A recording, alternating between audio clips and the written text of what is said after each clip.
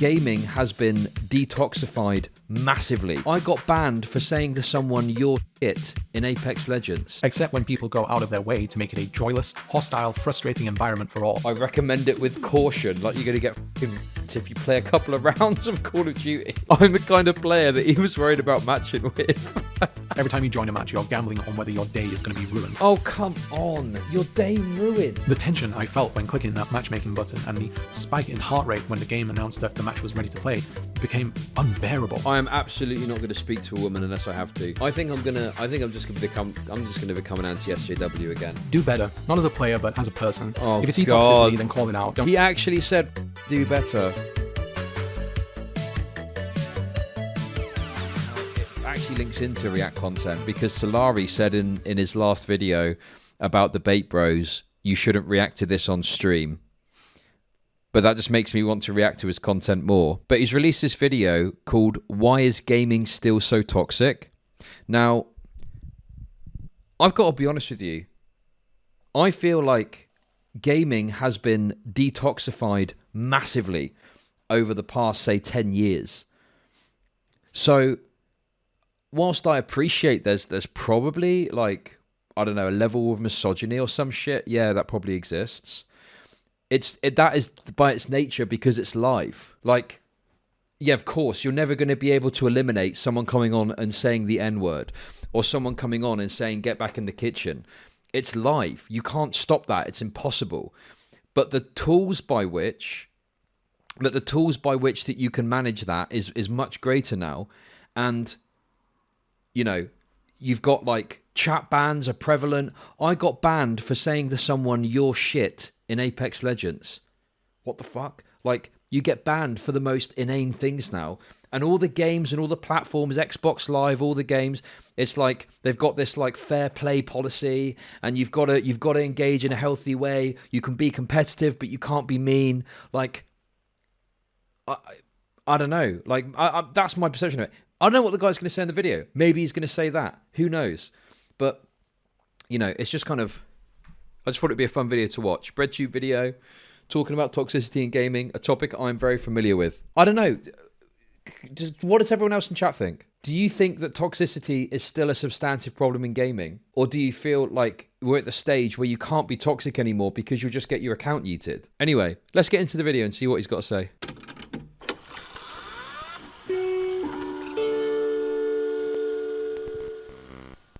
Back when I was a kid, gaming was a pretty niche thing. I had a handful of friends who played, and of course there were plenty of online communities who would talk about it, but it wasn't like what it is now, where if you ask someone who's aged between 12 and 40, they've more than likely played video games or play them regularly. It wasn't a dirty little secret, but there were stigmas attached, like how video games were for children or nerds with no friends, although if you had more than one friend to play with back then, well, you were lucky. As I grew older and saw games grow alongside me, it was incredible seeing this medium go from being interactive pixels on screen designed to offer quick and fun experiences to an incredible vehicle telling stories in ways that no other medium could.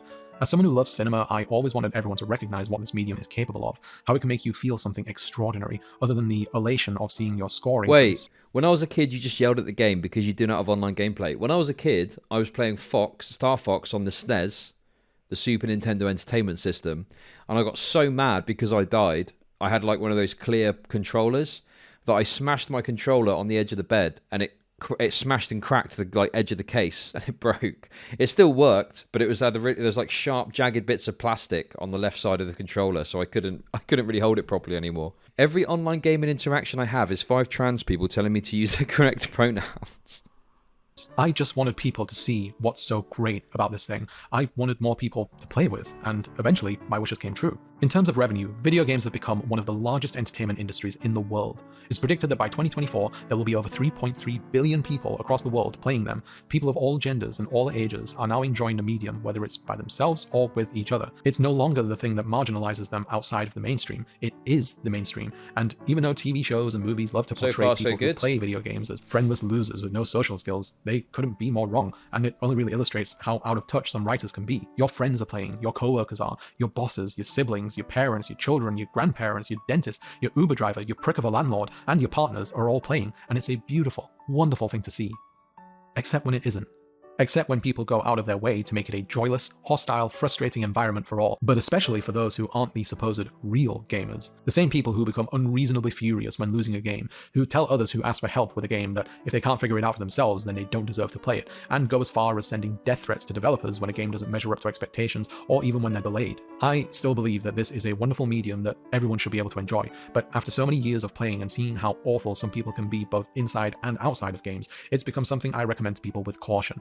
There are games that I have loved and enjoyed for countless. Oh, come on, man. I recommend it with caution, like you're going to get fucking raped if you play a couple of rounds of Call of Duty. Like, Jesus, man. And again, like, also, he's talking about, like, back when he was growing up, like, wasn't it much worse? Like, wasn't it much worse when, like, we had the Call of Duty lobbies? Like, people talk about it all the time. But that, to me, was far worse. And yeah, like, nowadays, it's a lot more sanitized. Hours, but I've avoided suggesting them to friends because they don't deserve to be exposed to the toxicity inherent to the communities. And if you ever play competitive games or participate in certain gaming communities, you'll know exactly what I mean. All this behavior is absurd, disturbing, and is ruining this otherwise incredible medium for everyone else. So I've got to ask, what the f*** is wrong with gamers? The problem you've got is, unless there is a massive societal shift that happens and everyone's nice to each... Basically, this just... I'm getting the impression that this is potentially a, oh, we should just be nice to each other argument. Great, yeah. Wouldn't it be wonderful if everyone was nice to each other? But like the reality is, people are going to be obnoxious. People are going to fight, especially in competitive games where your victory comes at the cost of them losing. There's going to be hostility. And I think that a level of toxicity is fine. If it's just like shit talking or whatever, that's fine. If obviously it comes to like the misogyny or something, that probably is shitty, more so. But I think that that's where really you've got to use the block features, because what else can you do? Like, there's a live interaction happening and there's assholes out there. Is it a grift? Playing video games. I wouldn't say an unhealthy amount of time, but if I have some free time, I generally prefer to spend it playing. If I were to guess, I'd say that the majority of that time has been spent playing the original Warcraft 3 mod Dota and Valve's sequel Dota 2. As a rough estimate, I'd say probably close to 10,000 hours combined playing them, most of that being Dota since that was during a time in my life where I had more free time. When Dota 2 came out, I got into the beta quite early and I was... Right, guys. Shit in the letterbox, shit in the letterbox, shit in the letterbox, shit in the letterbox. Max, you're too kind. Thank you for the 1,050 bits. Guys, I've got a new sponsorship, okay? It's called Slaves. And what it is this. It's really simple. You can get a slave. You can pay them money, and they'll send you a literal slave. You can choose the race. You can choose the gender. You can choose the age. With no minimum age. And the slave has to do literally whatever you want, whatever you tell it to do. And if the slave doesn't do what you want it to do, you can legally kill them. That's the sponsorship, okay? Hooked from day one. I got used to the new engine, watched professionals stream to pick up on tips, stayed up to date with every esports tournament, and even had my favorite teams. The first being the original Alliance lineup, who gave us one of the best moments in esports history at the third international tournament. I played thousands of public matches, learned how to play every hero, including the high skill ones like Invoker and Meepo. The hard-fought wins gave me some of the highest highs I've ever experienced in a game, and the crushing losses brought the lowest of lows. Dota 2 is an amazing game if you put the time and effort into learning it, and I was so adamant about my friends playing it with me that I even tried to teach them everything that I knew. At one point, though, something changed, and every time I loaded up the game and clicked on the button to start looking for a match, I started to get filled with anxiety and dread. I began to worry about what the next game will bring. I knew I was generally a competent player, but it wasn't that worried me, it was the thought of who I would be playing with. You see, Dota 2 is part of the MOBA. Like, I just find it weird putting it as dread, like, you know. To be honest with you, I'm probably the opposite of this, right? I'm queuing up for Apex, and I'm thinking, what fucking retards am I going to be playing with this time? I'm like the other side of this. What fucking spurg dipshits am I going to be putting with this time, eh? I'm like the inverse of this. I'm the kind of player that he was worried about matching with. Oh no. Damn, this isn't going to go well, is it? Oh, man. One thing I would say, listen, You should do an Apex duo stream with him. One thing I would say is like, I somewhat understand. I wouldn't frame it the way he's framed it, but I do somewhat understand that like if you're in a game where there's one other person, you do feel an extra sense of pressure because you don't want to let your teammate down, and it's like one other person. Doing that with a random is more pressure than doing it with a friend, right? Because you're like, oh shit, I don't want to fuck this up. And it is pretty shitty when you're like the only one alive and you're getting like hyper analyzed on what you're doing, and you're like, oh shit. And you make a mistake and they start giving you shit, or they get in the voice chat, you fucking moron. What are you doing? You fucking suck. Oh fucking hell, man. Jesus, I'm doing my best, okay? So it is frustrating when that happens. But like, I hate this way that it's like framed as anxiety. Like, listen, it's fucking online gaming, man. Like, yeah, of course. Like, people are dickheads. I don't know what to tell you. And unfortunately, there isn't a way or a means. Do you remember on the original Xbox, they had it, or the Xbox 360, they had, you could put yourself in different categories. So you could put yourself in like Underground, which was a bit edgier, or the Fair Play one or something, and it was like not quite as bad. I don't know if that actually made any difference. Do you know what I mean? Who's had it where you're in like a game where it's you and one other person, and you just feel that added sense of pressure of like, damn, I hope I don't fuck this up because my teammate's going to give me a bunch of shit for this. And the thing is, you know that because you'd give them shit too if they fucked up. Oh, man. Jesus. Gaming is toxic, but that's a good thing. Genre, much like League of Legends, and it's sadly become a genre that's synonymous with toxicity. And although that's sadly not uncommon with multiplayer games, MOBA games have arguably the most toxic player bases out there, and during those thousands of hours of playing, I had witnessed and been the target of that toxicity on countless occasions. I try to avoid toxicity myself because it's not useful. If you have a teammate that's not doing well and it isn't necessarily their fault, what's the point in telling them that they suck? What's the point in telling another human being who just wants to have fun by playing with others, who might even be going through some stuff in their life, that they're because you need to break their will. Because you need to break their will and make it so they never play again. So the chances of playing with a shit player are somewhat reduced. Imagine making a 50-minute video about this shit. Just mute, bro. Just fucking... I don't listen. I'm trying to be... Look, I understand where he's coming from. It must be a very difficult life if you're getting anxious queuing up for a multiplayer game. It must have a very difficult life to lead. Dedicated server era. Wacky gamer just wants to have fun and not focus on being pro or hardcore. Stoner zone. Play what they know. Zone out and relax for 6 hours. Hardcore gamer wants to get better. Wants people to contribute and follow the rules of the competition. Yeah, I think this is actually a good point. Probably it's true that that the old style servers did help with this. Look at this, look at this. What the fuck? I paid $50 for this game. I can play it however I want. Reported. It's just like a game, man. I like being Hanzo. Reported. I cannot believe how bad you all are. Swearing. Reported. This is so true. This is actually a great meme. It's a good game mechanically, but all the players are so toxic and unhappy for no reason all the time. Why do the devs take so long to respond to all my reports? Failures are worthy of derision. Well, apparently, a lot of MOBA players think that it's useful because there's no end to it. And after seeing so much, I just hit a point where I couldn't take it anymore. You see, in Dota 2 I mean, I don't know if people think it's useful in as much as they just get angry and they express that anger. Like, they can't control what you're doing. Actually, can I say something else as well, right? If this guy's getting all this toxicity... What does it say about his fucking gameplay? I don't know, man. If you're getting a lot of toxicity, maybe you fucking suck. Like, why is he getting so much shit all the time? If I was getting that much shit, I'd be like, fuck, man. I need to take a step back here. Jesus. Like, I don't know.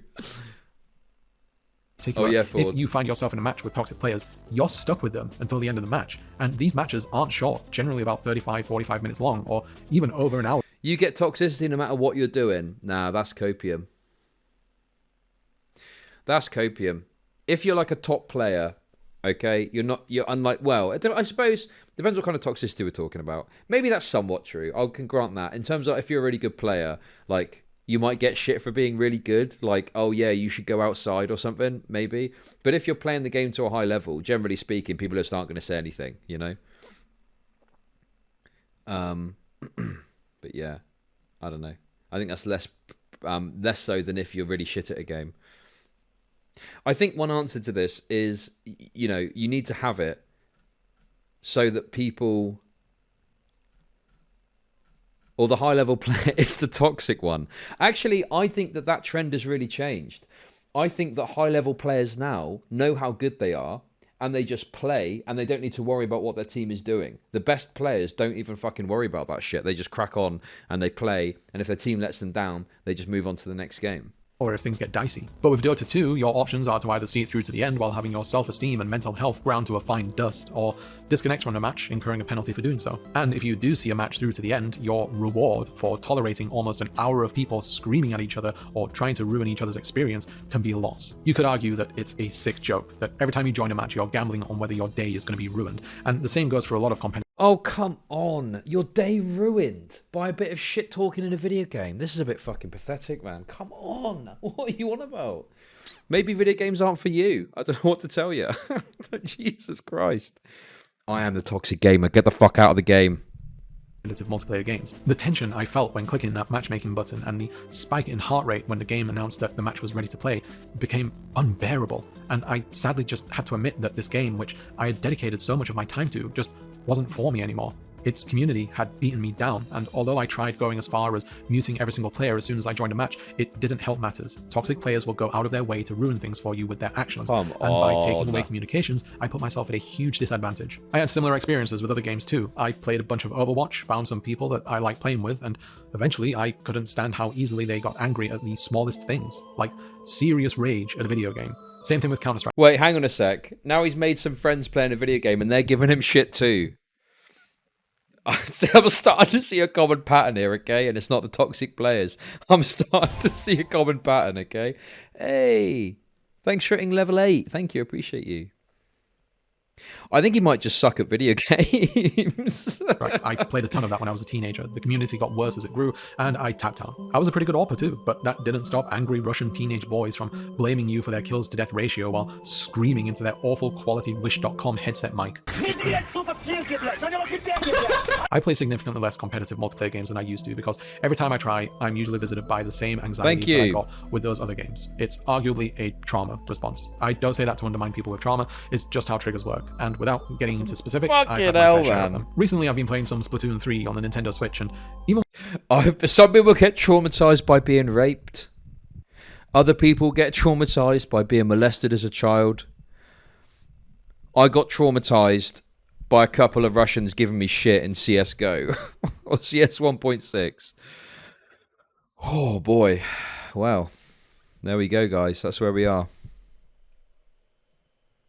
when I'm getting ready for a match in this goofy game where you throw paint or ink all over the floors and other players, there's an anxiety that I'm not doing well enough and I'm letting everyone down, forgetting that it's just a game in which losing doesn't have any kind of effect on my life. Although as things stand at this moment in time, the greatest enemy of the Splatoon 3 player base is easily Nintendo's garbage online getting service. traumatized by some 13-year-old Russian kid on some shitty mic. I used to play the first Gears of War to a reasonably high level. I was ranked 500. I was ranked just above 500 in the execution game type on the original Gears of War. And there was fucking used to getting matches. Obviously, it was server based, but you get in matches, so it wasn't like SSMB like it is now. Wait, SSMM. Sorry, no. SBMM, fuck's sake. SBMM, skill-based match. I'll just fucking say it, it's easier. Skill-based matchmaking, you know, you have that now where you end up playing with people of a similar level. Back in the day, it was servers, so you'd sometimes join a server and it'd be a bunch of fucking, you know, nobodies that like were shit at the game. But then sometimes you join, it'd be a full stack of like another few top-ranked players, and it was like, yeah, let's fucking go, it's on. And the shit-talking was insane, you know? I thought it was good. I liked it. Okay, here's my take on it in all seriousness, right? I think we need to somehow find a way where, like we were saying, if you want to be toxic, you can go and be toxic here. If you want a bit more of a, you know, soy experience, you got the soy servers you can go to. I think there should be a way to manage it So then, but then the problem is you'll get the shit talkers being like, yeah, I'm definitely just soy. I'm going to be soy. And then they'll get in a game and start berating people for not doing something right. $20 a year just to keep getting kicked out of matches. Also, don't forget to incubate, it's free real estate. As I said a moment ago though, it's just a game, so why does winning or achieving the highest performance possible matter to so many people, to the point where they'll willingly treat other human beings who just want to have fun like they're absolute garbage? Well, the simple answer is insecurity. The culture around competitive gaming revolves around being the best at something, whether that's the match that you're in right there and then, or on the global leaderboards. People want bragging rights to show how good they are at beating others and how capable they are at avoiding death. If you're playing a team game, it's rare that one player can carry a match on their own, and if someone in a team of randomly chosen players is the weakest link, then that's the biggest copium from, oh, what does it matter? What does anything matter? What does anything matter? Do you know what I mean? Like, yeah, nothing matters, I guess. Just don't worry about winning the game. Like, obviously, I think the best thing to do to deal with this is you have like ranked services or something like that, maybe, and then you get more people going into that. But I think that like you're playing the game to win, right? Like, what, you know, if you're not playing the game to win, why would you play a competitive game? It doesn't make any sense. Like, you know, don't play a competitive game. Play another game where it's more of a sandbox experience. You don't have to worry about the issue of winning. Like, play DayZ. DayZ, say, for example. You know, rather than playing a Battle Royale game, go and play DayZ. Like, I don't know. Or at least play it and understand that people want to win and don't fucking soy out about it. I don't know. they become a target for scrutiny by those who place far too much value on victory. There's nothing wrong in wanting validation from victory in a video game. It undoubtedly feels good, but there should be limits to that. If you just happen to be a professional that gets paid ludicrous amounts of money a year to play on stages in front of thousands of fans, then yeah, victory matters. But if you're someone who comes home from work or school and eats half a family bag of Doritos in lieu of a well-balanced dinner, lines up cans of white Monster Energy on your desk for the evening ahead, and spend an unreasonable amount of time bathed only in the blue light of your monitor and a rainbow of shifting colors from RGB peripherals, only to find that no one's really paying all that much attention to your stats, or at least not anyone who can save you from your mundane life and place you into the high-stakes world of esports, then one, you might want to consider that while you have your accomplishments, at most they're just numbers on the screen for people on Reddit to admire, and two, you should probably ask why that validation means so much to you. I think there's something to be said about seeking validation.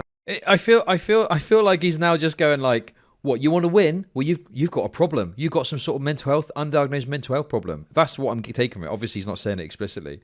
But, like, why else would you need to investigate why you care so much about winning in a video game if it wasn't to suggest there's some sort of undiagnosed or unconsidered mental health issue? Like, I just hate these perspectives. Like, but the thing is, I think that there should be a solution. Like, if you genuinely don't care about winning, even in a competitive game, and you just want to fuck around, there should be a category or a league where you can do that. You know, the problem is you will get people that will come and troll, and they'll fuck with you, and they'll play, and they'll eviscerate you. But then if you don't care about winning, you're not going to care, are you? So what does it matter? Like, I don't know, man. Fucking filthy casuals, man. Validation in a game. Yeah, you could argue that's the whole point of it. Most video games revolve around having a win state, but winning or being the best is something that people take way too seriously. If you're someone who thinks that they're doing their best in their everyday life, but no one recognizes you for it, you might be over the age of 40. Or you might just be a regular person. Lots of people go to work or school and try their very best, and apart from a grade on a test or a paycheck at the end of the month, few people actually receive the recognition and validation that they crave. It's just what it is to be human. If you do something that you're told, then you want to be told by the person that told you to do it that they appreciate you. I know that there's probably people out there that hear a statement like that and they immediately want to rush to the comments to say this is a typical everyone gets a trophy mentality, but no, it isn't. There's a big difference between being recognized for being the best at something and being recognized just for your effort. Something which we all deserve, and something which video game developers also recognize, hence why they include things like achievements, trophies, cosmetics, high-end loot, and so forth. It's recognizing that you did something, and even though you may not be the best at it, you should be rewarded as a result. Hello. More sickeningly is the idea that some people feel compelled to spend money in video games for validation from their peers. Lots of kids out there have claimed that they've been bullied by their classmates for having basic or free skins in games like... Imagine bullying someone so effectively that they get their parents to spend money on a video game. I play specifically to troll and harass YouTube essays, Chud Jigakad. Thank you very much for the bits. Yeah, this is some filthy casual shit, isn't it? Step it up, but get some decent skins, you fucking F word. Fortnite, leading them to beg their parents for V-Bucks because their so-called friends won't play with them otherwise. When gaming is a major source of your validation, it's understandable, albeit unacceptable, that someone might lash out after being stripped of it. It's the one domain where they feel like they can succeed. In an environment like a competitive team game, this might lead to frustration towards their teammates, blaming them for stripping them of a win that they deserved, and possibly being... Okay, one thing that I do think is a problem is people that are toxic to cover their own misgivings. I think that's extremely fucking annoying. And... you know, like, if you're gonna be toxic, you've got to also accept where you deserve to have toxicity aimed at you and when you make your mistakes, you know? Like President Sunday. Do you know what I mean, though? It's like, you know, there's like a person and they're always fucking on your ass about something. And then when they make a mistake, you go, come on, man, you fucked up there. And they've got every fucking excuse under the sun as to why they didn't fuck up. And sometimes they'll even say it was actually your fault. It's like, no, you fucked up. Just admit, just say, yeah, I fucked up there. I was out of position. Or, you know, I pushed when I shouldn't have. You know, oh, wait, what the fuck was that about? DSP and Wings of Redemption.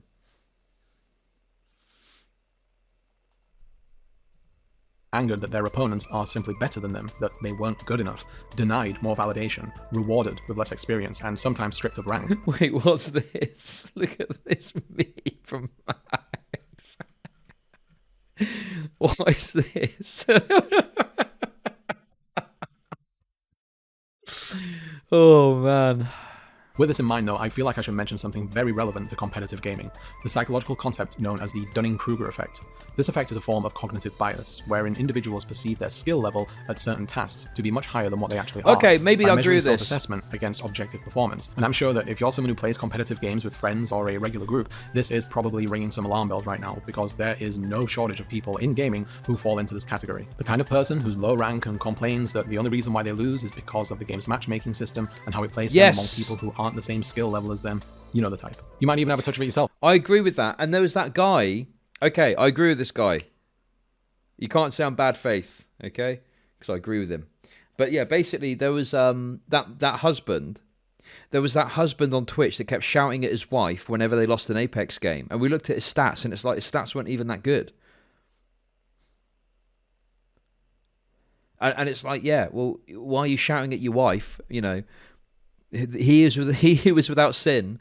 He was only delivered 200 damage. Should not be casting the first stone.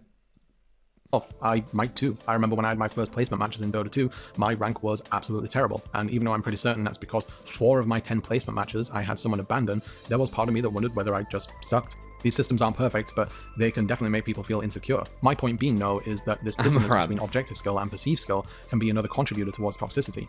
Ranked matches across all genres of game are filled with people who take things far too seriously. But like I said earlier, it doesn't really matter. Most people aren't pros. Wait a second. Hang on a sec. So now we're saying that having a... Yeah, like that's the point, isn't it? You're playing ranked and you're taking it seriously because you want to win and you want to progress through your rank. Like, what is the solution then? Maybe he's going to get to it later. Like, obviously, yeah, in ranked, people are going to take it more seriously. And maybe you think it's far too serious. Obviously, that's going to be subjective. But, like, yeah, you expect people to take it more seriously in ranked. If I'm in a ranked match on Apex and there's some fucker dicking around, I'm just thinking, like, what the fuck are you here? Go and play normal. You know, some fucking retard that's just looting. You're in the middle of a fucking pitch battle against 2 teams, desperately trying to hold your ground as you're getting pushed from 2 different directions. And this retard is just wandering around like, oh, a fucking barrel stabilizer. Oh, I'll take that for later. Yeah, oh, some ammo for a gun I don't need. I'll take that now. Yeah, brilliant. Like, bro, get over and fucking help us. We're getting absolutely raped. Like, what are you doing, man? Oh, I'm going to see if I can find a better gun before I join the fight. Oh, I've only got a white shield. Yeah, I've got no shield because I'm getting fucking double teamed. I'm getting fucking anally raped by 2 teams and you're just there meandering about the place. You know, it's like, go and play normal. Go and play normal mode or fucking something. and they will never be pros, and there's nothing wrong with that. Toxicity in games makes everyone miserable, even the person who's being toxic. And there are those who knowingly go out of their way to be toxic just because they think that's part of the game. To this day, there are people who justify toxicity by saying it is what it is, and if you want to play the game, then you need to get used to it, but that is obviously unacceptable. You wouldn't accept it in the workplace. Why would you? The only thing that makes me unhappy about being toxic is when I get banned for it. That's it. I love being toxic. I fucking love saying to players, you fucking suck, delete your game, right? I love it. It's only when these fuckers report me and they're like, oh, Chud Logic, you called someone shit. Yeah, they were fucking shit. They were garbage, okay? They need to learn.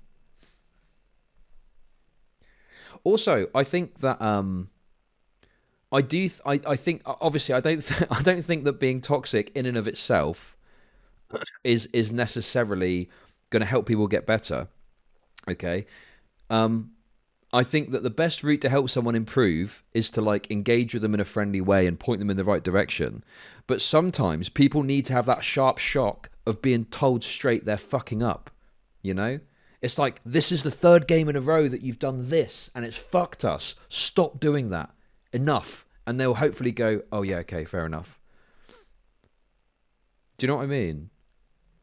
I think that there's a balance there where you can help someone get better through training and teaching and playing with them, but also sometimes just giving them the thing. And the thing is, you know, the way this guy's acting, like people, what, are we just to accept then that some people are just shit and they're going to put no effort in? I don't know. Like, what's the point in playing a game if not to improve and to get better? If it's to have a good time, fine, I guess. But there's some games where the focus is on winning and the focus is on improving your gameplay so you reach a point where you can win. But if you're not on board with that, like maybe we just need a completely separate segment of the game for you to play in. We'll call it the gay section. Accept it in something that you do for enjoyment. However, even though toxicity can be caused through performance and lack of validation, it can manifest in other ways. It's not just directed towards those who impacts the mechanical experience of the game, but at those who are considered supposedly outsiders, namely women and minorities. This is so difficult because, oh man, I'm going to have some agreement, okay? I think that, you know, there's no doubt that women and minorities get treated pretty badly sometimes. But I just think the tools that are available now to deal with it are so robust. And I just think unless we have a mass change in society, we're never going to stop people coming on and saying the N-word or saying, make me a sandwich. Someone who isn't a guy and plays video games, chances are you've had some pretty awful experiences while interacting with other gamers. I'm going to take a shot in the dark and say there's a good chance that you tend to hide your gender while playing with others, whether that's by having a username that doesn't imply you're a woman or avoiding using voice chat, maybe going as far as using a voice changer to sound more masculine. These types of practices while interacting with other gamers are insanely common, and with good reason, because a lot of men seemingly lose their mind when they learn that a woman is present in a space largely dominated by men. You think that since almost half of all people who play video— Oh man, oh god, I'm cringing thinking about this. Who remembers when you'd play this game, you'd be playing a game and you'd have an opposing team, and the opposing team would be like, say, 4 players in a given game, and you'd have one woman, you'd have one girl gamer, and then you'd have 3 simps. You'd have 3 simps and they'd be following around in every lobby, you know? And then what you do as the team is you kill all the other players. You'd get the woman down on the ground, and you'd like simulate humping her in some way. Do you? I mean, I don't know. Maybe this was just me, but on fucking, you know, but on like on Gears of War, you'd knock them down. And you just get around them and just be like, like that on them. And then the guys will get super mad. I've never seen anything close to that. You're fucking weird. Okay, nice one. Oh, that's so weird that you do that. Come on. That's fucking common. That's common shit. Fucking teabagging, yeah. Come on. Video games are women, their presence shouldn't be that surprising, but if you play a multiplayer game with built-in voice chat and a woman so much as speaks, a lot of them will either accuse them of being a 12-year-old boy or just lose control over all kinds of faculties. It's rare that a woman can play a game and simply exist alongside male players. It's as though once their gender is known, they're no longer just another player like everyone else, they're a woman, or the woman. Men will hit on them, send unsolicited DMs and friend requests, ask personal questions like wanting to know their real name, where they live, their social media accounts, relationship status. They'll treat them differently to everyone else, whether they're being overly eager to help them out or trolling them, kind of like a young boy pulling a girl's ponytail just to get their attention. Once their gender identity is known, or at least their assumed identity based on their voice, they're an anomaly. Men exist and operate in these spaces, and their presence is to be assumed as nothing out of the ordinary. The presence of a woman is seen by men as either an intrusion that's been done to purposefully insert themselves in male spaces, either for male attention or to disrupt harmony, and it's usually the case that the more toxic a community is, the greater the presence of men, and the greater reaction towards a woman is. A prime example of this would be first-person shooter games like Call of Duty, Counter-Strike Global Offensive, Rainbow Six Siege, Valorant, and so forth. It doesn't have to be this way though. Given the large audience share of women gamers, you would expect their presence in games to be normalized at this point in time. There is of course the argument that women tend to gravitate towards different genres of games than men do, but I don't think that's a fair assumption, and it shouldn't matter regardless. The difficulty lies in a pushback against the normalization of women's presence in games. You could say that women need to be willing to speak more often in their communities, and that they should chastise those for singling them out based on their gender, but it puts a huge amount of responsibility on their shoulders to remedy a situation that isn't their fault, and would be asking them to endure toxicity in the hopes that in doing so, things will eventually change. It's like asking someone to consume small amounts of poison each day just to prove to people that it's bad for you. There are better ways of accomplishing that. I sort of expand upon this whole topic further in my video, Women on Twitch and Male Entitlement, in which I interviewed women streamers about their experiences within the male-dominated spaces like Twitch and gaming in general. So if you're interested in hearing the things from their perspectives, then I highly recommend that you check it out. I'll put a link at the end of the video. If you're a man and you know a woman who plays games, just ask them about their experiences playing games. I'm sure that if they're willing, they can more than likely share with you I am absolutely not going to speak to a woman unless I have to. more than one instance where their gender had some role in an interaction with other players, whether this is in-game or within the community, because they also face similar treatment when present in other communities that gamers exist, like Discord servers or Twitter, etc. My own wife likes to play video games, and not only has she experienced differential treatment compared to me and other men on numerous occasions, I've been a witness to it. We like to play Final Fantasy XIV, and one time another player started talking to my wife, asking her about her name because it's a bit of an obscure science reference.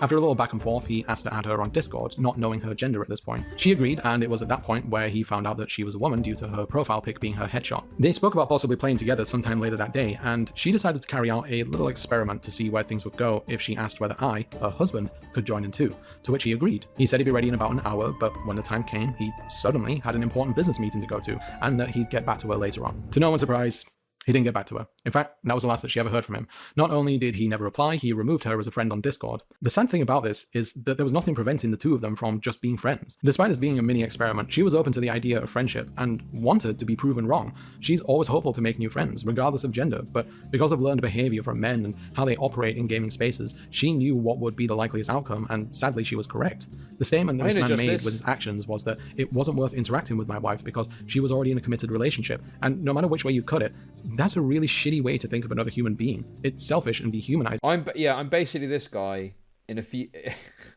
This guy's going to look like me in a few years' time, complaining about leftoids. Okay, that's what's going to happen. He's going to be sat here going, "Yeah, fucking gaming isn't toxic enough." I mean, you know, yeah, I'm sure there's definitely guys out there who only want to talk to women because they've got a perception that they're only going to get like some relationship out of it. Now, yeah, that sucks for the woman, sure. No worries, no justice. Thanks for raiding me. I think my issue with this is that there's a reason the guy's doing that. And I don't think it's because, they're doing it because they're probably some lonely fucking loser and don't know how to talk to women. I mean, they play fucking Final Fantasy for fuck's sake. So, yeah, I don't know, kind of feel bad for him. But my advice would be have some self-respect and never talk to women in a video game. And it's all too common, and it's one of the many reasons why people like my wife have had to hide in plain sight while playing online games. Now, you could say that the guy backed out because he thought it might be awkward by being a third wheel, but I don't think I'm being unfair when I say that that's more than likely not the case. And I'm sure that many of you... I mean, also, yeah, now he said that, it's like, yeah, like, that would be a bit fucking weird, wouldn't it? Oh yeah, my husband's gonna come too. I'd be a bit like, what? Like, I'm not interested in fucking dating some person on Final Fantasy. But even I would be like, okay, yeah, this is a bit weird now.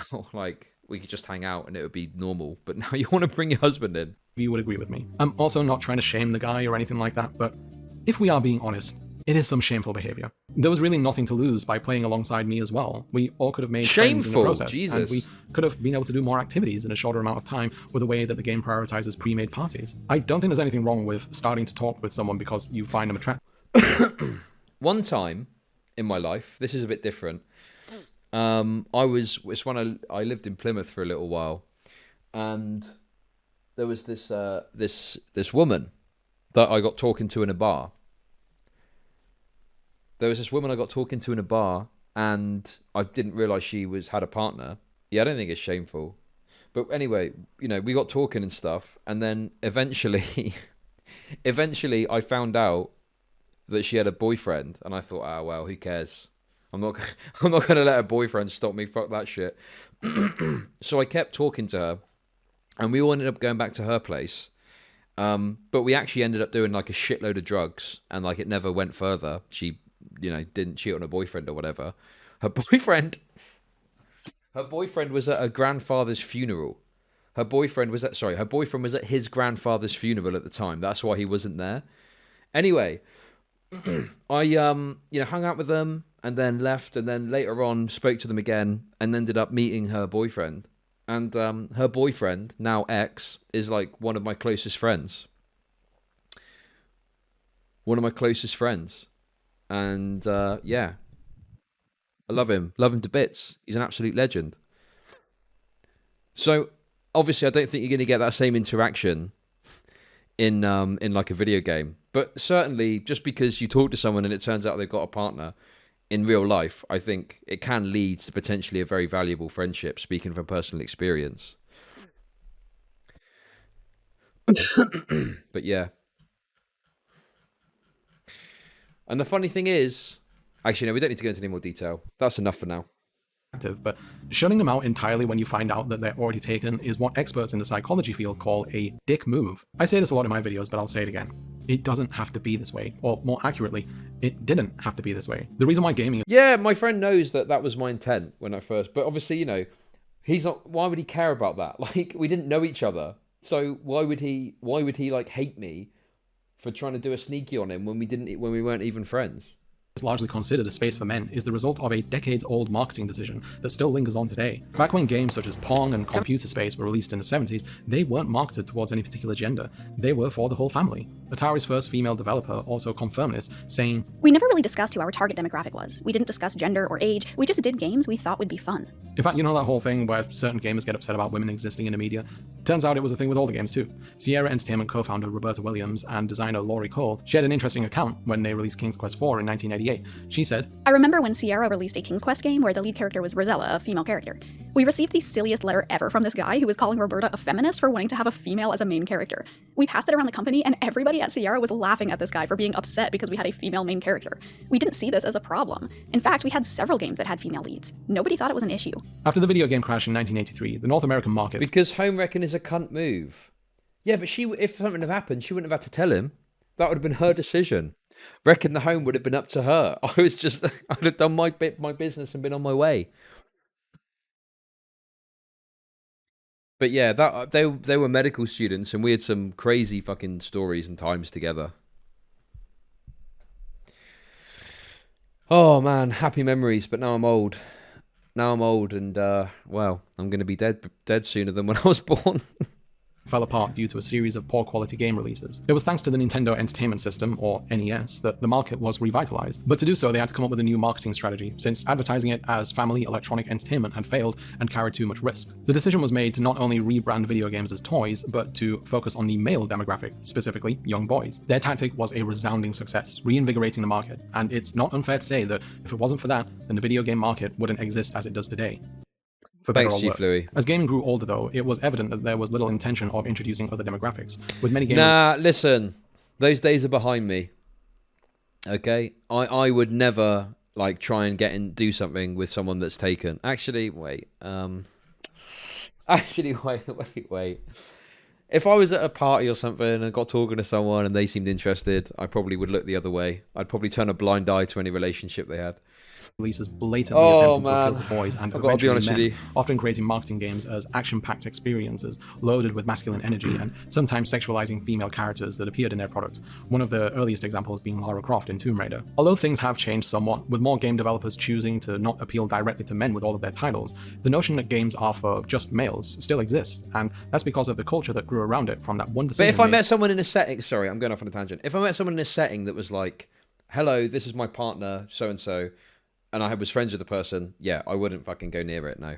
Back in the 80s, which has reinforced male gamers to refuse to accommodate women and their wants as people who just want to enjoy the hobby as well. Hostility and toxicity, of course, isn't exclusive to women. Marginalized groups such as people of color and people who are LGBTQ+ also have their fair share of harassment, scrutiny, and exclusion, whether this is directly through the treatment of them by other gamers or indirectly. This is done in a variety of ways, but more often than not, it's expressed through the sentiments of gamers who wish to minimize, change, or even erase any representations of marginalized people in video games. Whether there's some kind of announcement or reveal that a certain character is going to be included in a video game, especially an established franchise, it's all too common to see pushback from gamers who have frequently claimed that the inclusion of characters from marginalized groups are the developer's way of forcing diversity and pushing some form of agenda on players. Also suggesting that video games should be inherently apolitical since they're a form of entertainment designed to be enjoyed, which in turn would mean that Roger Ebert was right and it's not possible for video games to be art, but let's not get into that whole thing. They're art, okay?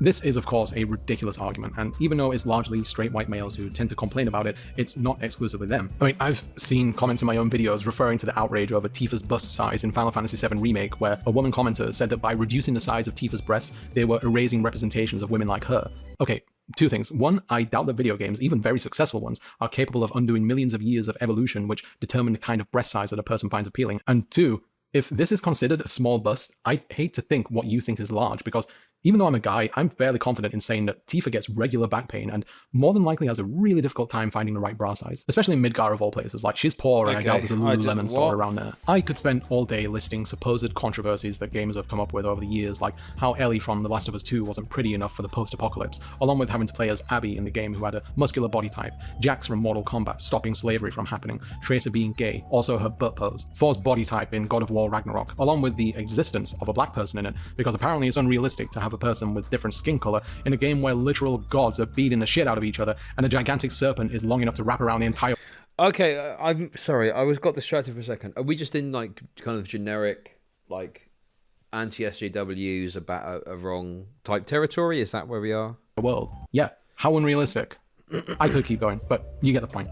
Different is not welcome. Different is a reminder that the world is changing and the industry wants to welcome everyone. Listen, guys, I think I'm just gonna become an anti-SJW again. I'm sick of it. I think the problem is like, I just wish I'd love to hear a steel man of what their position is. And don't get me wrong, guys. Listen, they're whining about some fatty in a Disney film, like whatever. That's fucking dumb as fuck. Okay, who cares? Like, whatever.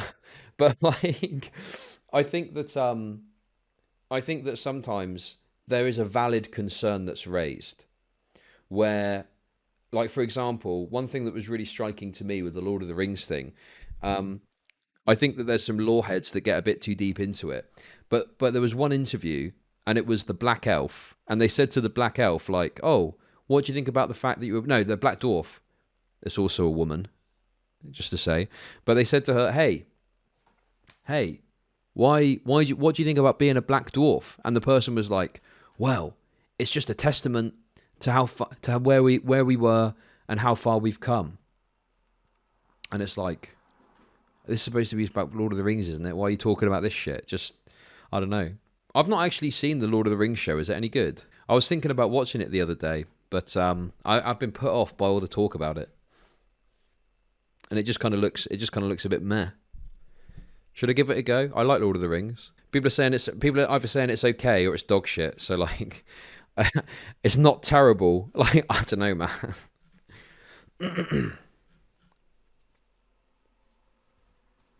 It's kind of slow. At least no one's saying too many blacks. So every cloud. Everyone with open arms, rather than just straight white males. Yeah, they're a little clumsy with it at times by mishandling representations, and yeah, there's obviously executives salivating at the thought of reaching wider markets so they can get fatter bonuses and buy a nicer yacht, but this is still the media we're talking about. It's still art that exists to hold a mirror up to society, and allowing us to see more people by making that mirror wider is in general a net positive. You could be cynical about how the increase in representation came about in the media, but if someone who's felt invisible for most of their life gets joy or validation from seeing someone like them in a video game, movie, or whatever, they shouldn't be judged for it. Funnily, in a very minor way, I kind of get it. Whenever you see characters with British accents in video games, most of the time they either speak with received pronunciation or estuary English, i.e. posh people speak or Cockney, both of which originate from the south of England, around and in London, because apparently the whole world thinks the UK has only 2 accents, despite actually having around 40. Also, we're usually the villains in Hollywood movies, but that's fair, I'll let that one go. I'm from the north of England, and whenever I hear a character in a video game with an accent similar to the people I grew up around, I honestly genuinely appreciate it. It's a little tiring seeing only one part of my country and its people being recognized, especially when that same area already draws far too much attention, finance, and power from within. Oh, okay. He's filtering in the soy. I was going to say he's going to get in trouble for these takes, but no, he's got some soy. Depriving in there, everyone else in the process. So hearing voices is like the creator of a product saying, "We know you exist." That's just an accent, though. I can't begin to imagine how much it means for someone who's absolutely starved of representation in a world where their existence is constantly rejected by others. Oh my fucking god. These kind of headlines are so stupid and they don't help. Like, do you know, like, right? Correct me if I'm wrong, but it's pretty easy to file a bill, no? Like, any politician can file a bill, right? And just the thought of someone wanting to take that away from them is heartbreaking. The people who protest inclusivity in games and other media often like to claim that by taking away or altering their avatars, usually once again straight white males, they'll also in turn miss out on being represented and potentially be ignored and forgotten about society at large, ignoring the fact that, most media that's in existence contains and promotes their demographic. It's just an excuse. I've spoken about this before, but the men who complain about things like forced diversity don't like the idea of redistributing power because not only is it seen as a threat to them, it's seen as wrong since they believe that they are inherently entitled to it by virtue of their identity. Even outside of identity and thank you for the Prime sub. There is an intense amount. Any more Prime subs out there? Give me the crack that I desire. Give me the crack that I desire. Yeah, I feel like the video's changed topic to like just anti-SJW stuff or criticizing anti-SJW stuff. Of elitism within gaming. I mentioned near the beginning how people feel the need to be the best within competitive games, but it extends beyond that. Some gamers hold on to the idea that if you so much as pick up a controller, you need to prove like you're worthy of it, like it's some sort of $70 plastic Excalibur, even when you're playing on your own. Just by saying that, I'm sure that some of you already know what I'm going to talk about here. And yeah, you're right, it's the Souls-like genre, which, if you're unaware, is a series of infamously difficult games by From Software, including Demon Souls, Dark Souls, Bloodborne, Sekiro, and more recently, Elden Ring. These games in particular have become insanely popular over the past decade and amassed millions of fans across the world. They're genuinely incredible games, but their difficulty has created a vocal sect of players who essentially believe that by being good at them places you above your average gamer who doesn't play them. Dark Souls was... Well, quite literally, yes. If you're good at a video game, it places you above them in terms of skill level for that game. Oh god, is this the debate? Listen, some games aren't for everyone, okay? If a game's too hard for you and they're not going to acquiesce with a lower difficulty, then the game's not for you. Like, that's not their artistic vision, is it? It's like watching a movie and demanding that they put in some explosions in a fucking indie art house film because it's too boring. Was the first game to truly bring the genre into the spotlight, and the experience was new to a lot of gamers who, up until that point, had been playing games that were willing to guide them every step of the way and empower them with skills and weapons. Dark Souls, on the other hand, demanded that you learn the game with minimal guidance, to learn from your mistakes and find gratification in overcoming that which once felt insurmountable. Because of that lack of guidance, though, lots of new players turned to the internet to ask other players for help for a variety of reasons, like where they should go next, how to get past certain puzzles, how to beat certain... Difficulty settings in a Souls game won't affect their artistic vision, but it sounds like fundamentally it's not just even about a difficulty setting, it's also about the very nature of the game, that they're not going to hold your hand, and you do need to learn of your own accord. And tough bosses, etc. And even though there were guides available to them, when it came to interactions with other players, their pleas were usually responded to by one simple message: get good. It upheld the idea that this game was something that you needed to actually be good at in order to succeed, that you need to put in the effort because there's a limit to how much people can help you through words alone. This mentality has led to a community which can at times be completely insufferable. They put others down for not understanding mechanics, for asking for help, and... Oh, I love it. And the getting my ass beaten by the demon prince over and over again issue I'd investigate. And yeah, with a simple solution, get good. That's a good meme. Even asking for quality of life changes. They hold on to this idea that the games are perfect, and any request for adding features that might make them better, not necessarily easier, is seen as someone who's unable to overcome their weaknesses. There's even players who chastise others for using features already in the game, not cheating or anything like that, just features in the game, like summoning other players or NPCs for boss fights, using certain weapons or certain spells which supposedly deprive you of a true victory. They have to prove that they're better by punching down, even in situations situations where there's a mass consensus that something is bad in the game, some people will chime in and say that it's a problem with the player, not the game. Like, for example, with Millennia from Elden Ring, pretty much everyone agreed that that boss fight was bullshit, to the point where it felt like she didn't even fit into the game. But the elitists had to chime in with something like, actually, that boss was really easy. I beat it in my first try and I was only level 10. Yeah, sure you did, Kevin. I'm guessing also that your OBS software is still broken, so you've not been able to record it yet. Am I right? Huh? The most frustrating defense for these games, and many others like it though, is that they shouldn't be accessible for everyone. And I'm sorry, but if you're paying $60... No, they shouldn't. They shouldn't be accessible for everyone. Buy a game, and if you don't like it and it's not accessible for you, fucking send it back. There's plenty of games out there which are accessible. Like, go and play those. Or even 70 of your hard-earned dollars or whatever currency you use. I firmly believe that there is nothing wrong with being provided the tools to see it through to the end. If you want to use cheats to get through a game, then that shouldn't be judged by arseholes like this guy. You cheated not only the game, but yourself. You didn't grow, you didn't improve. You took a shortcut and gained nothing. You experienced a hollow victory. Nothing was risked and nothing was gained. It's sad that you don't know the difference. I don't know if you've noticed, but if you're an adult with a job, responsibilities, a partner, or maybe even a kid, time is a luxury. And when you're worn out after a long day of being an adult and just want to play that thing that you spent your money on without constantly being kicked back to square one, I don't think it's fair to say that you don't deserve to finish it because the finite amount of time that you have to improve in a video game isn't enough to cut it. In essence, that's punishing someone for not having enough time in their life to dedicate to a hobby that they do for fun. More importantly though, just play another game then. Play a more accessible game. Like, why do you have to play Dark Souls? I don't understand this. You know, I played Dark Souls and it was too much. I was just like, nah, this is fucking too much time investment. Clearly I've got to learn a bunch of shit. No, thank you. And I walked away and played something else. Like, there we go. Problem solved. Go and watch a YouTube video that tells you the story if you want to know what the story is. Like, I don't know what to tell you. though, that refusal to make video games more accessible potentially means that people with disabilities don't deserve to play. There are people out there who don't have the fine motor skills, vision, hearing, or otherwise. I mean, this fella's going to really struggle to play Dark Souls, let's be honest. Jesus. Mind you, though, actually, he's doing pretty good here. Like, he seems to be doing pretty well with this game. To complete certain games, and it's extraordinarily difficult for them to play even the most casual. Imagine getting beaten by that guy in FIFA or something. Imagine if it was like there was a thing, and it showed you at the end who's beat you, and it's this fucking Stephen Hawking fella. You'd be like, oh man, oh my god, fucking hell, I need to delete my game, Jesus. Games, given a lack of input methods that work with their needs. To say that a developer shouldn't bear them in mind when making a game, and regardless of a person's needs, that they should beat it on your terms as someone who is able. Like, imagine if some guy in a wheelchair turned up and was like, oh, I want to play this high-level football game with you. It's like, well, you know, no disrespect, mate, but you're kind of in a wheelchair. I don't know if you're really going to fit in. Like, it would be, like, understandable. Like, yeah, it's not really for you. Like, I think that there's accessibility, which is reasonable, like being able to get around town, say, but, like, what, is fucking Dark Souls a human right now or some shit? Like, what the fuck? And willing to dedicate far Thanks more for the time sub for her. That's just ableist. Yes, video games, even the difficult ones, are crafted with a default experience in mind, but when that experience can be included alongside other features that make the game accessible to people with different needs, what difference does it make to you? If you beat a game on hard mode, does someone beating it on easy mode take away your efforts? That choice has always existed in some ways, and saying that adding easy modes or accessibility to games like the Souls genre would diminish its artistic merit or Ludo narrative. Yeah, if you can't complete a Rubik's Cube, should it be made easier for you? I don't know, like...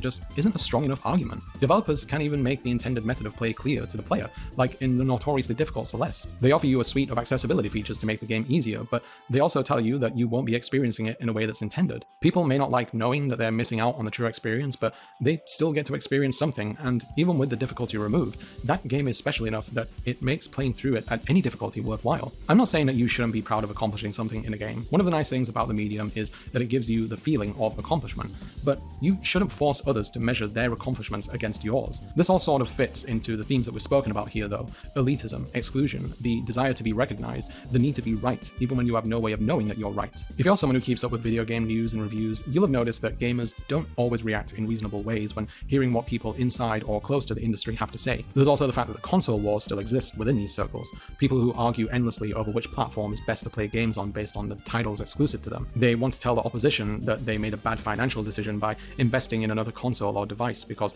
it doesn't have the best features, graphics, or versions of a game. It's completely asinine, and it goes all the way back to school ground arguments during recess whether Nintendo or Sega is the best. But it's still going on, even among adults. Exclusive console releases are anti-consumer. If it's a high-fidelity game that a particular system can't handle, like the Nintendo Switch, then sure, it's understandable that a game like Cyberpunk 2077 won't be appearing on it. But if it's between PS5, Xbox Series X, and PC, it's hard to justify keeping it on just one system. Nonetheless, people use exclusivity as a reason to admonish people for their purchase decisions.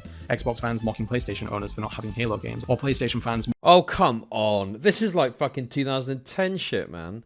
When was the last time you ever heard someone mock someone for not having the right console? Maybe amongst kids. Maybe amongst children. I don't fucking know, man. These are fucking old talking points.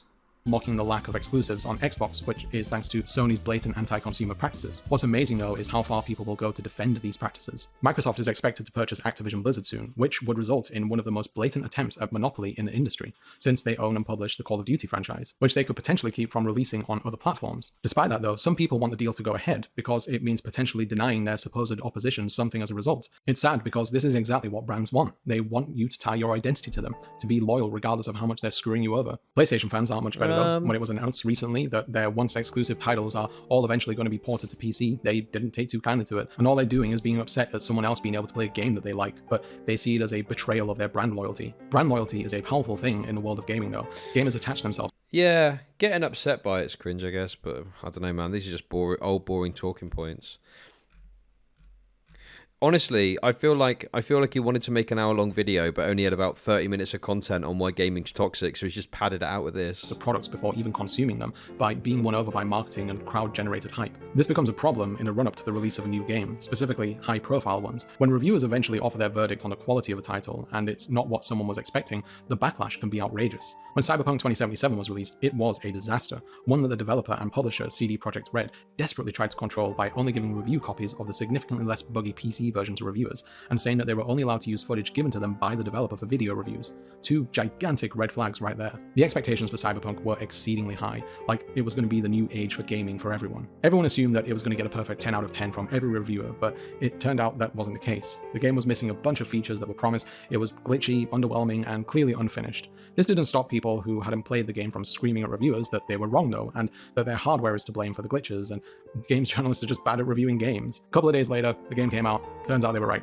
The game didn't live up to expectations, and to make matters worse, the console versions on PS4 and Xbox One, which they didn't have access to, were clearly beyond unfinished. Something which would have been highlighted in their reviews if CD Projekt Red didn't willingly prevent them from playing them before launch. This isn't the first time that's happened though, and even in situations where games are getting perfect scores across the board, when someone gives one a 9 out of 10, they end up with legions of people who hadn't even played the game screaming at them. Like when Callie Page of GameSpot reviewed Red Dead Redemption 2 and she gave it a 9 out of 10, she received a deluge of harassment from commenters and people on Twitter. It's almost like using numerical scoring systems for grading the quality of a piece of media isn't entirely fair, isn't it? Metacritic. Look, there's so much to be said about this topic, but this video is already far too long as it is. I could nitpick all kinds of behaviors in the video game world, or even go into how the industry itself is hostile towards marginalized people, or the numerous reports of sexual harassment and toxicity in these game studios. Video games are a wonderful thing. I mean, yeah, I don't really care about review scores. I played Red Dead Redemption 2 for like 10 minutes. And I don't know, I couldn't really get into it. Maybe I should give it another go. It was free as well on Game Pass at the time. I should have stuck with it maybe. Total Biscuit said this 15 years ago. There's something that in many ways unites us. It's the beauty of play, whether that's by yourself or with strangers around the world.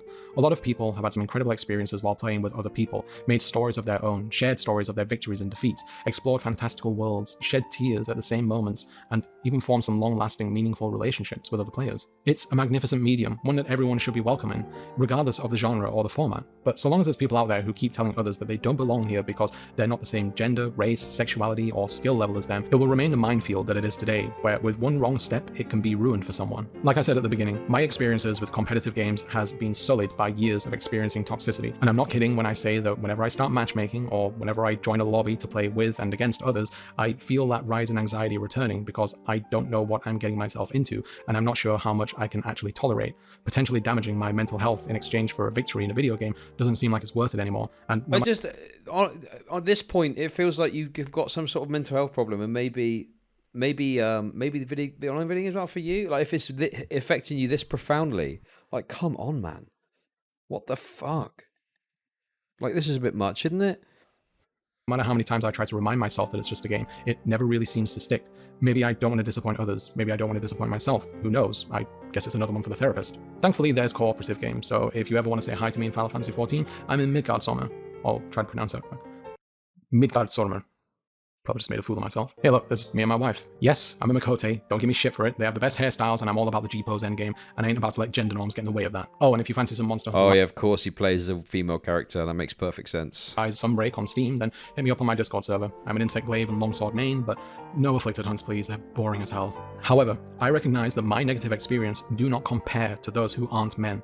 I technically belong in these spaces, even when I feel like I don't. So even though I can't imagine how bad it is for marginalized people, I can say without a shadow of a doubt that it's worse, whether that person is a woman using voice chat in a casual game, or a gay, black, non-binary god like Sonic Fox who's climbed their way to the top of the FGC mountain. They've had it worse than me, and they've had it worse than you, my fellow white dudes, but they keep playing because it's special to them, and they're refusing to let others take that away. So what's to be done? Well, the simple answer is be better. Understand that even though you're paying for these games... Yeah, there's that answer. Or maybe that non-binary person ain't a fucking pussy. Maybe there's that, maybe it's that. To cater to you exclusively, and there's value in experiencing the world through the eyes of another. That media, especially video games, with their ability to be interactive, are an excellent tool to help you possibly understand the lived experiences of those you aren't familiar with. Not only can it teach you the differences, but it can teach you the similarities as well. To understand and to be understood is to be free. There may never be a perfect way to know what it's like to live in another person's skin and see how the world treats them because they were just born a certain way, but we have to try regardless. Understand that we're all different and we should try to accommodate those differences rather than trying to achieve a standard that only benefits one group. Recognize that by attaching too much of your identity to a franchise or a brand, you're making yourself vulnerable to exploitation, and that harassing writers, developers, voice actors, or anyone else in the industry because you didn't get exactly what you wanted might be a sign that you need to make some changes in your life and explore the root of that anger rather than the cause. Do better, not as a player, but as a person. Oh, if you see God. toxicity, then call it out, or at the very least, don't... He actually said fucking do better. God, this fucking headphone's killing my ear. He actually said do better, man. Oh boy, oh boy, oh boy. If you don't mind, I'm gonna go and take a long walk off a short pier, okay? Sink to their level. I believe that someday many of these people will see the error of their ways with time and maturity, and if they don't, I hope they at least keep in mind that increased levels of anger actually makes you more susceptible to a stroke. No, seriously. I used to play with someone who had serious rage issues while playing. Guys, stop being angry at the game or you're gonna have a stroke. Fucking hell, man. Desperation. 30 and had to relearn how to talk and use a keyboard. Don't have that happen to you. Joke's on him then, isn't it? Good. That's funny. It's funny. It's funny that person had a stroke. I'm laughing at that internally. It's really funny. Keep video games beautiful. Keep taking care of each other. Take regular breaks. Swap out the energy drinks for tea. Sleep at least 7 hours a day. Touch some grass. Remember, it's just a game. And good luck. Have fun. Thank you very much for watching. If you did enjoy this video, that was everything I hoped it would be.